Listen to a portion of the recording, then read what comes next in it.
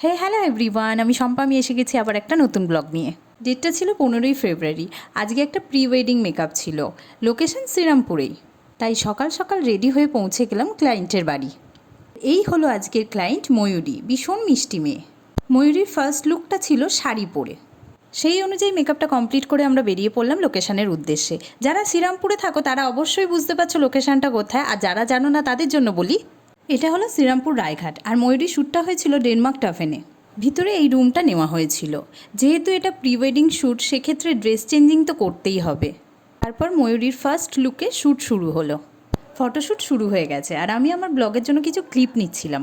আচ্ছা, তোমরাই বলো তো আমার এই ব্লগের ঠিক কোন কোন বিষয়টাতে আমাকে আরও উন্নত করতে হবে, যাতে আরও ভালো লাগে দেখতে। সবাই কিন্তু কমেন্ট করে জানিও। তারপর আমরা চলে এলাম উপরে। উপরে এবার ফটোশ্যুট হবে, আর এই পোর্শনটা থেকে বাইরেটা দেখতে দারুণ লাগছিল।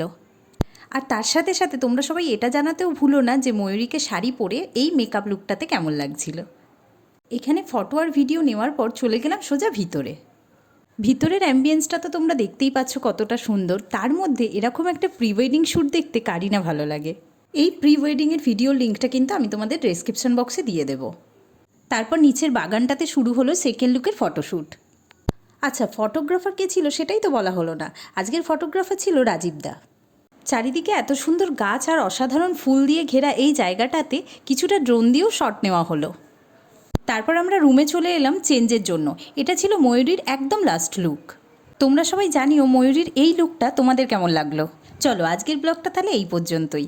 আবার দেখা হবে নতুন একটা ব্লগে, নতুন একটা গল্পের সাথে। আমার কাজ যদি ভালো লেগে থাকে তাহলে অবশ্যই আমাকে কন্ট্যাক্ট করো তোমাদের স্পেশাল ডেতে সুন্দর করে সেজে ওঠার জন্য। সবাই ভালো থেকো, সুস্থ থেকো, আর আমার ব্লগটা কেমন লাগলো কমেন্ট করে জানাতে ভুলো না কিন্তু। Thank you.